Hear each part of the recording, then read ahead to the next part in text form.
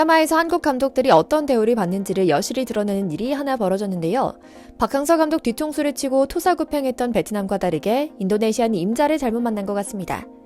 여우라는 별명으로 불리며 평소 독한 기질을 드러내왔던 신태용 감독은 물론이고 그의 아들, 심지어는 인도네시아 국민들까지 분노하는 감정을 숨기지 않는 분위기가 조성됐기 때문인데요.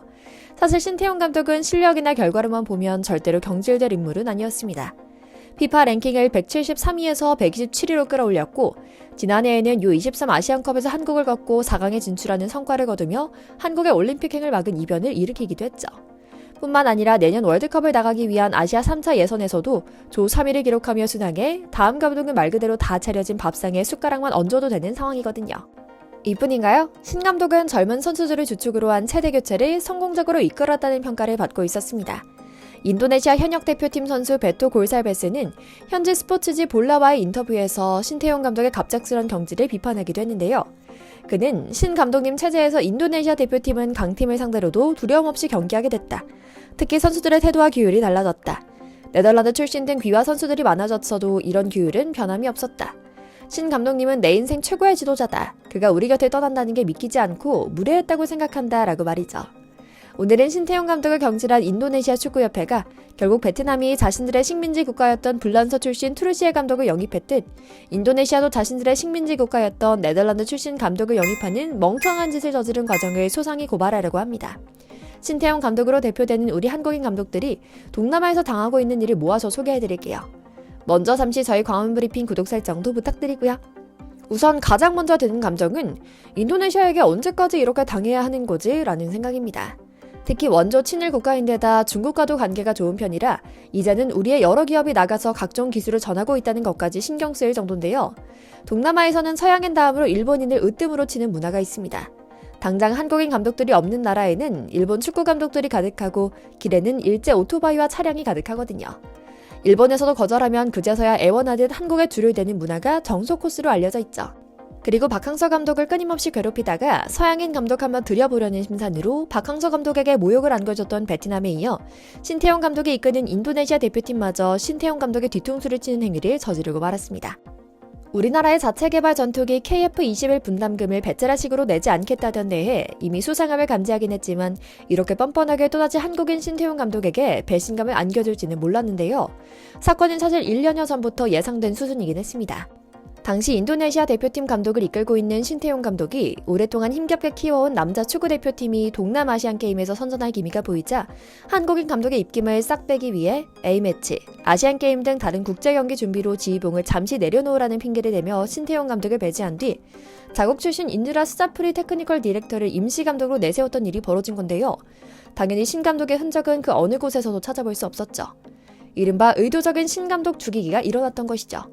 상황을 지켜보면 그동안 박항서 감독에게 베트남이 저지른 전철을 그대로 밟은 셈이었고요. 앞서 말씀드린 사례처럼 사실 인도네시아 언론은 계속해 신 감독을 뒤흔들어 왔고 한 번씩 심심할 때면 경질서를 내놓아 협박해왔습니다. 하지만 이런 태도는 사실 속이 뻔히 보이는 수준 낮은 행동이었습니다. 한 번씩 인리 출신 코치를 임시 감독으로 앉혀 테스트를 시키고 조금이라도 성적의 기대에 미치지 못하면 박항서 감독을 데려와 앉히겠다는 협박을 하기도 했으니까요. 연봉 문제는 더 이야기할 것도 없고요. 하지만 신태용 감독은 마치 베트남에 박항서 감독처럼 돌풍을 일으킨 것을 넘어 인도네시아 축구의 아버지라 부를 수준의 성적을 낸 입지전적인 인물입니다. 그가 막 감독에 부임했을 때만 해도 아직 나라의 기틀조차 제대로 갖춰지지 않았다고 평가받는 아프가니스탄과의 맞대결에서 패하던 상황에서 상전벽해해 이제는 골잔치를 벌이고 강팀을 상대로도 기죽지 않고 제대로 붙어볼 수 있는 알짜배기 팀으로 성장했기 때문인데요. 하지만 이 모든 것은 하루아침에 다 끝나버렸습니다. 그동안 신태용 감독은 귀화 선수 규정을 살짝 비껴가면서도 빠르게 전력화할 수 있는 네덜란드와 인도네시아 이중국적 선수들을 적극적으로 영입해 대표팀 자원으로 선발해왔습니다.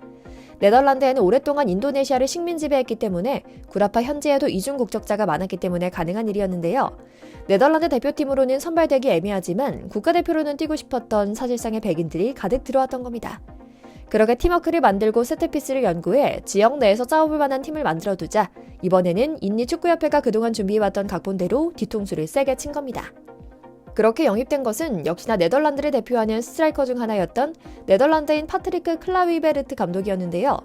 이미 지난 가을에 계약을 해서 적당한 때만 기다리고 있었다는 충격적인 뉴스까지 터져나와 정말 어이가 없을 정도였죠. 있는 대로 말하자면 클라위베르트가 인도네시아에 오는 것은 단 하나의 목적입니다. 네덜란드 귀화 선수들의 통솔이 더 쉬워지고 월드컵 최종 예선만 남았기 때문에 신태용 감독이 다 차려둔 밥상에 식민지 모국 출신 감독의 숟가락만 떡하니 얹으면 되는 상황으로 판을 짜줘서 결국 TV 중계화면에 폼나는 그림 안에 만들어보고 싶다는 욕망이 드러난 순간인 것이죠.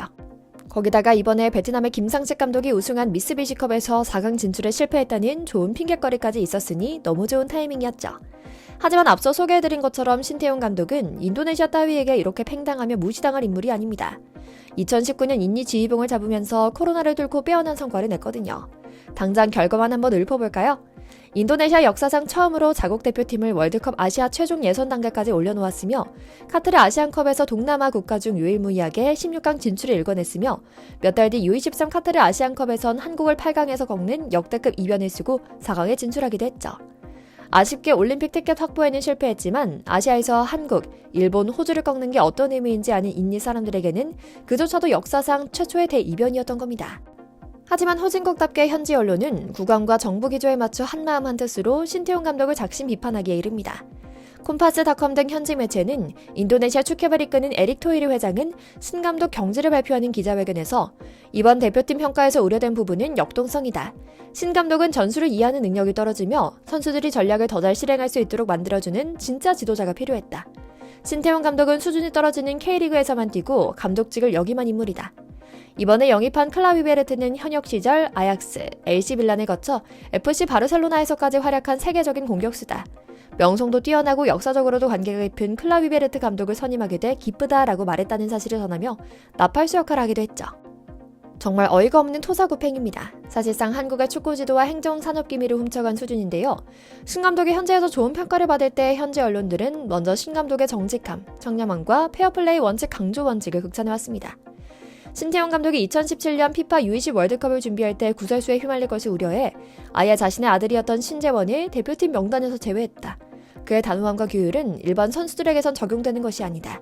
지금 인니 대표팀 선수들도 이런 원칙으로 공정하게 선발해 철저히 실력 중심으로 뛰고 있다. 그것이 지금의 돌풍의 비결 중 하나다. 기존의 뇌물과 부정이 횡행했던 모습은 완전히 사라졌다라고요. 앞서 대표팀 선수들도 규율과 원칙이라는 특징을 증언하기도 한 것처럼요. 다음으로 꼽은 것은 놀랍게도 한식 식단이었습니다. 한국인이라면 너무나 당연하고 또 잘 알고 있는 밥심입니다. 경기 전 든든하게 배를 채우고 가는 그런 일종의 의식이었는데요.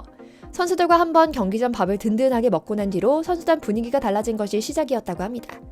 아예 대표팀 조리장에 한식 조리사를 상주시켰을 정도라고 하는데요. 원래 날아가는 쌀밥이나 먹던 이들이 다채로우면서도 탄단지 골고루 가득한 한식을 먹으며 피지컬도 좋아졌다는 평가를 받았던 겁니다. 별것 아닌 것 같아도 선수들이 언제 어떤 음식을 어떻게 섭취하는지도 분명 전력에 영향을 미치기 때문에 신 감독은 모든 것을 빼앗기고 발가벗겨진 듯 쫓겨난 셈이죠.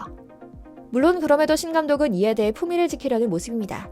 인도네시아에서의 시간이 행복했으며 앞으로도 계속 응원하겠다는 뜻을 밝힌 겁니다. 전 세계에서 활약하는 우리 지도자들의 팬인 우리 한국 팬들 입장에서는 너무나 속상한 상황인데요. 심지어 박항서 감독 때 당한 모습 그대로 다른 나라에서 당하는 걸 보니 속이 아리죠. 앞으로 신 감독을 포함한 우리 감독들은 동남아처럼 배신이 일상화된 나라를 쳐다도 보지 말게 몸과 마음 건강 잘 지키고 다음 기회 잘 찾아보길 기원하며 오늘 영상 마치겠습니다. 저희 광화문 브리핑 구독, 좋아요도 부탁드리고요. 시청해주셔서 감사합니다.